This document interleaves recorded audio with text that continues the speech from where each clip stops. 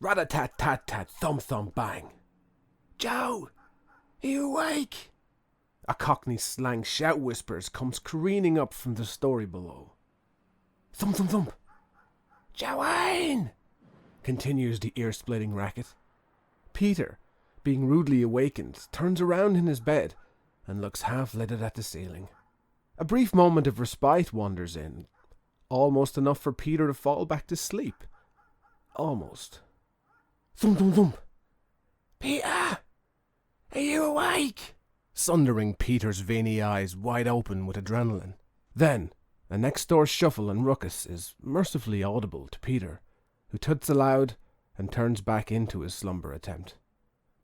The sound of latches and opening, only interrupted by murmuring, giggles and late-night childish laughter, followed suit by the heart-attack-inducing crash of the front door being slammed shut.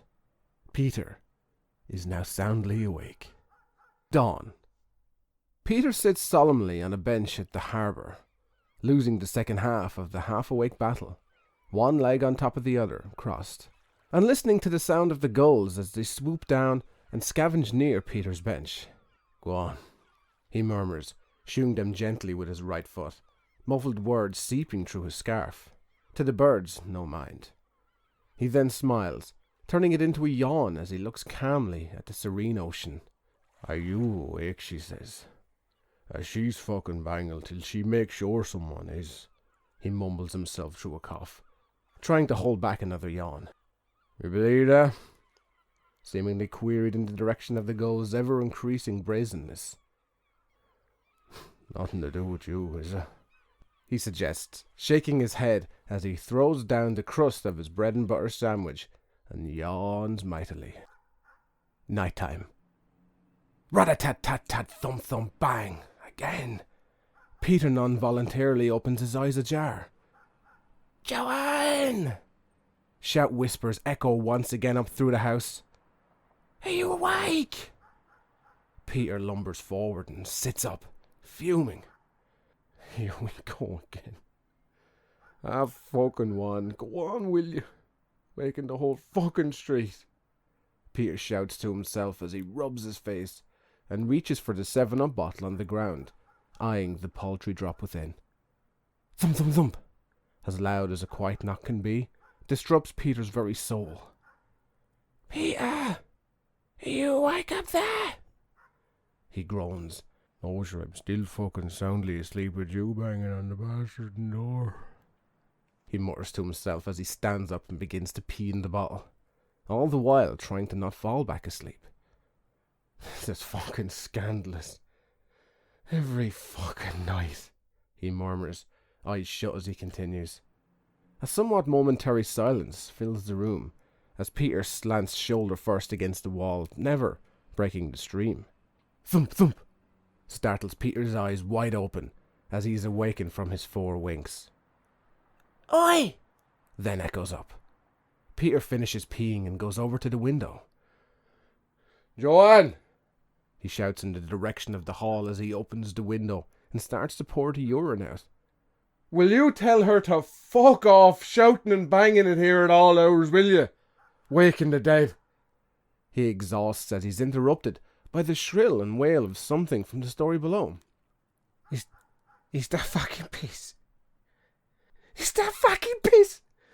He's that fucking piss on my fucking head." She screams and shouts in panic as she tries in vain to wipe the urine off her head, flattening her hair and out of her eyes. "Oh, gee." He snickers. I didn't mean fucking hell." Peter attempts to explain down over the dog's barking, biting his tongue and trying somewhat in vain to plaster over the smirk cracking across his face. "Just too fucking why you gonna say that proper, are you?" she wails and sobs through tears. "Sorry, Liz. I didn't actually mean to," he confesses as he half-heartedly tries to wrestle off a laugh.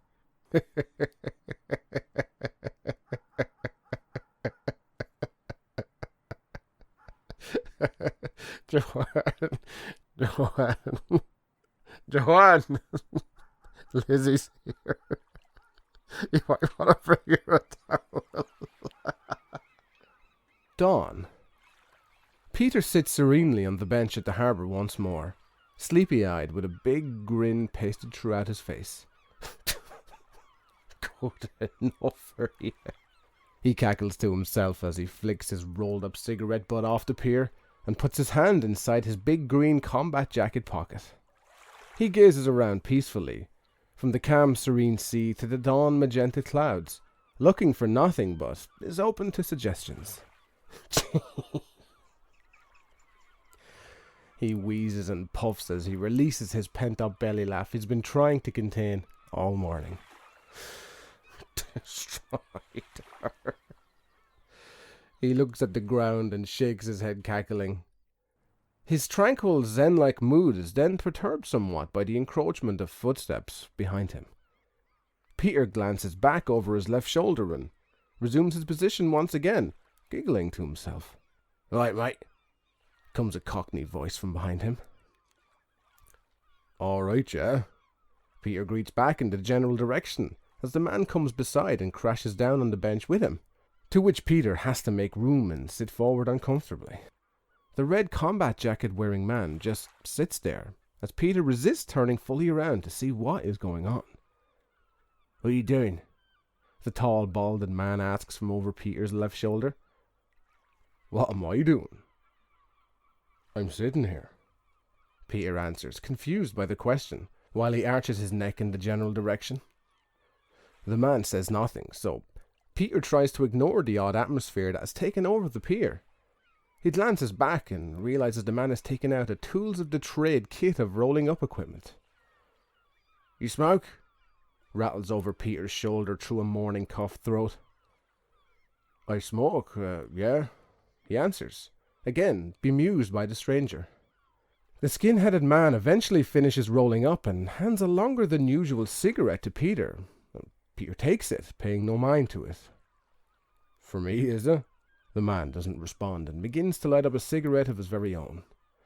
Peter shakes his head and snickers under his breath as he lights up his presumed gift.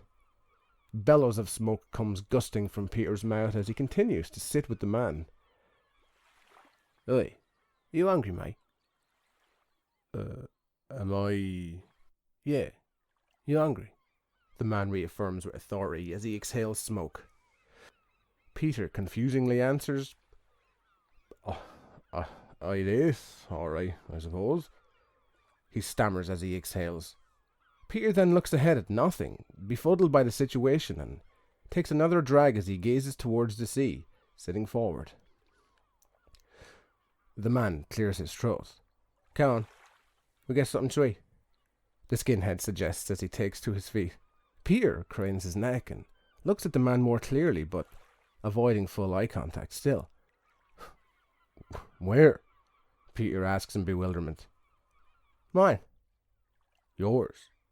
Peter follows up with. The man just stands there, smoking and gazing at the sea. Peter shakes his head and decides to take the stranger up on his offer some way. "Sure. On you go, I suppose, lead the way." Peter beckons as he starts to laugh nervously, getting to his feet also, and begins to follow the stranger along the pier. A 20-minute walk in silence through his town, his back alleys, following the red jacket-laden skinhead, as Peter continues to pull from the cigarette from time to time, wondering what he was doing, where he was going, and who he was following, just what is happening in general. Until finally, he and Peter both arrive at a red trad-bricked house. Ironic, yes. The man stops, puts his key in the door, opens it, and tries to gently push Peter inside. "Go on," suggests the man. Peter, now feeling trepidatious and sick with nerves, almost crumples as he leans involuntarily against the wall. "Come on," ushers the man, poker-faced. I'm alright, actually. I wouldn't be really hungry, you know." Peter manages to fumble out. "Come on, and get you something to eat, mate," assures the man as he goes inside, and Peter, jelly-legged, follows in.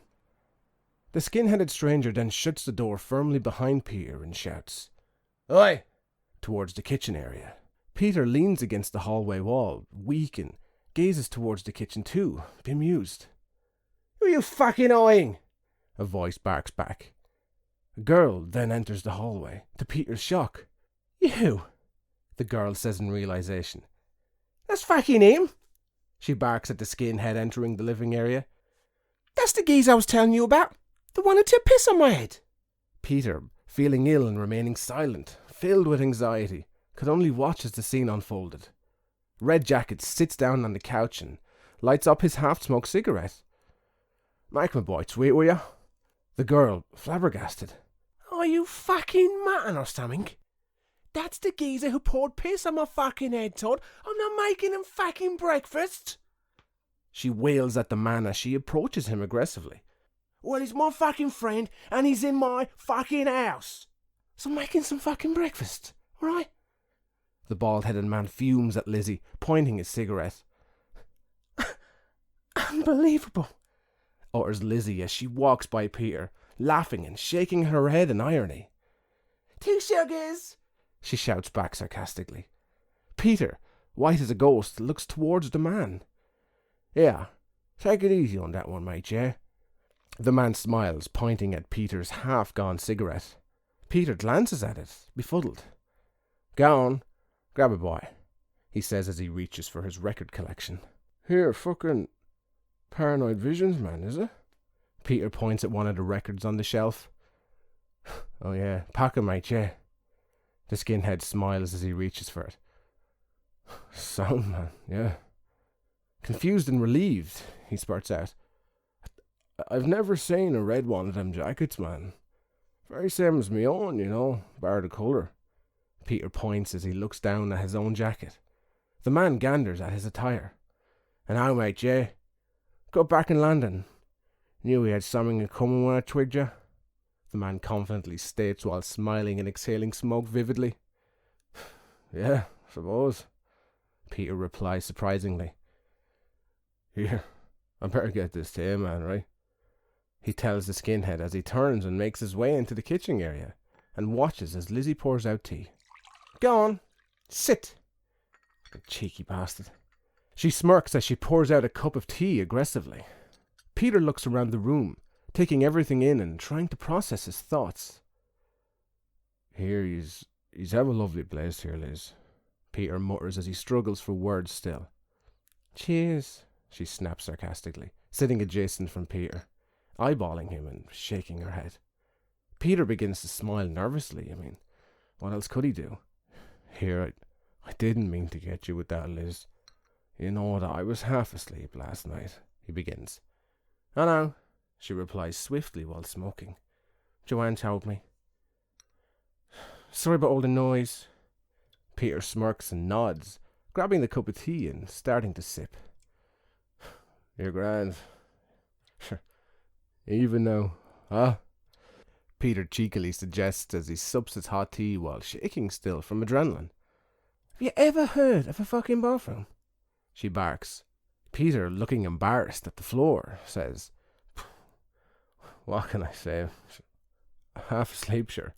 He throws his hands in the air while smiling. "You know how many fucking showers I've taken since then, eh?" she tosses out. 2? Peter guesses, shrugging his shoulders. No, it don't matter," she says dismissively as she gets up and walks towards the cooker. "You know, for what it's worth, Liz, I'm sorry, you know." "Cheers, Peter." "You want eggs?" Lizzie asks while flicking ashes on the ground. "I do in my shite," snorts Peter as he rubs his face in disbelief and begins to laugh. "After the last hour, Liz, if you put an egg in front of me, you'd need more than 2 showers to get clean again." He touts as he breaks down into a belly laugh, emptying his barrel of nerves as they both laugh for very different reasons. He then places down the shifty cig into the makeshift ashtray in front of him, to the sound of Subhuman's ashtray dirt being blared in the background.